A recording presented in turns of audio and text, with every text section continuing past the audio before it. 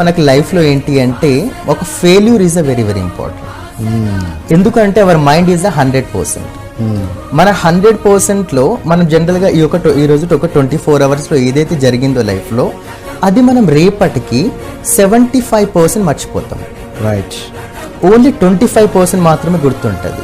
అంటే 75% మర్చిపోతామంటే ఎవరైనా గుర్తు చేస్తే నిన్న ఇది జరిగింది కదా, నువ్వు నిన్న ఇక్కడికి వెళ్ళినావు కదా, ఎవరైనా గుర్తు చేస్తే మాత్రమే గుర్తుకొస్తుంది. ఎందుకంటే ఇప్పుడు మనం జనరల్గా చెప్తా ఉంటాం forgetfulness is the god's gift అని, forgetfulness the one of the boon అని. అంటే మతిమరుపు అనేది దేవుడిచ్చిన వరం.